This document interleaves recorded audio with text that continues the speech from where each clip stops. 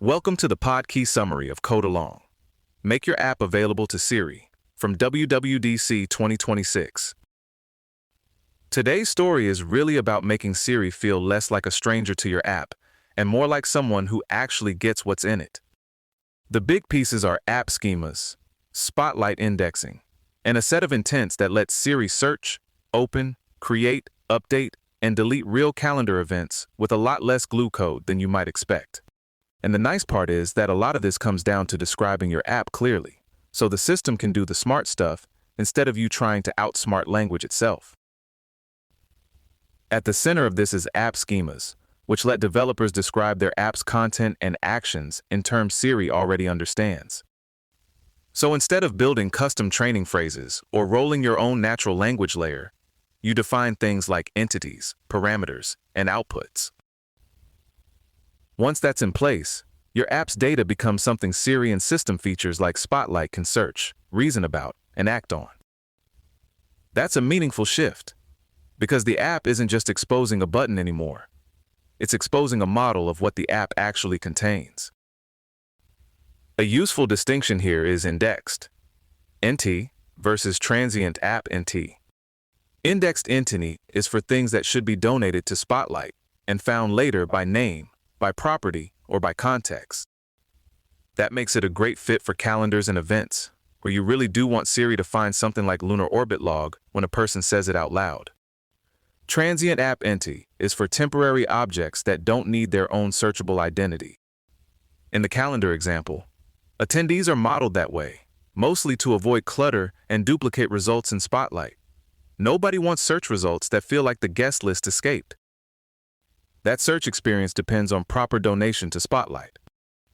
Calendars, events, and their updates get pushed into a CS searchable index from the calendar manager, using index app entities when something is created or changed, and delete app entities when it's removed. If that donation is done well, Siri can surface the right entity in search results with the right identity, including details like the correct calendar icon. So when someone looks for lunar orbit log, the system can actually find the event instead of shrugging and opening the app's front door.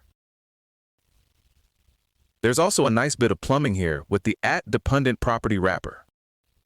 That lets queries and intents pull in shared resources like Calendar Manager, so the whole app is working off one consistent instance. And because Calendar Manager is main actor isolated, the queries are annotated with @mainactor2, which keeps concurrency from getting weird in subtle ways. It's not the flashiest part of the feature, but it's the kind of thing that keeps a demo from becoming a mystery later. One especially practical fix is Open Event Intent. It conforms to the system.open schema, takes an event entity, and tells the navigation manager to go straight to that event's detail screen. That closes a pretty common gap where tapping a Siri result used to just launch the app to its main screen and leave you to finish the job. Deep linking that specific event makes the whole interaction feel intentional instead of almost helpful. Another smart piece is on-screen awareness.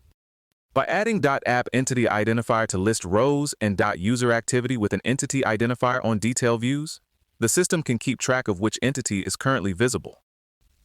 That opens the door to commands that refer to what's on screen without naming it directly, like email the people in this event, or open that third event.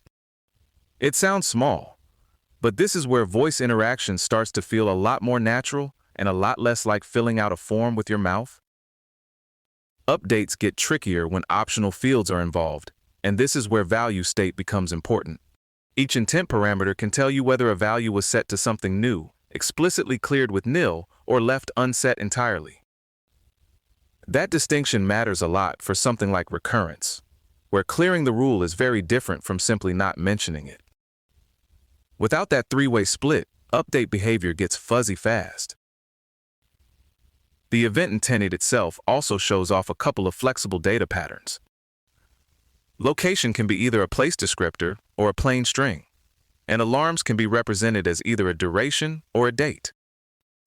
Those union value properties give Siri room to work with the different shapes this information can take in real life. Recurrence is handled by mapping Foundation's calendar. Recurrence rule to and from the app's own frequency enum for daily, weekly, monthly, or yearly repeats. That translation step is what lets Siri understand and modify repeating events accurately instead of treating them like one-off entries. From there, the event lifecycle comes together with create event, intent, update event, intent, and delete event, intent.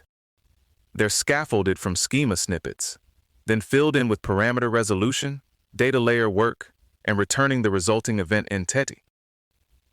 A nice advantage is that Siri handles some of the conversational mechanics for you, including confirmation for deletions and clarification when an update is ambiguous. So the result feels more like a dialogue than a command line, which is exactly where voice interfaces tend to work best. There's also room to make Siri's response feel more like your app. Using Show Snippet View and a custom SwiftUI Event Snippet View, developers can replace the default Siri result card with a lighter branded UI that shows event details. In this example, that includes a cosmic gradient, which is a fun reminder that even utility features can still have a little personality. And before shipping any of this, the App Intents testing framework gets a mention as a way to automate tests for these Siri-driven actions, which is exactly the kind of safety net you want when your interface depends on interpretation.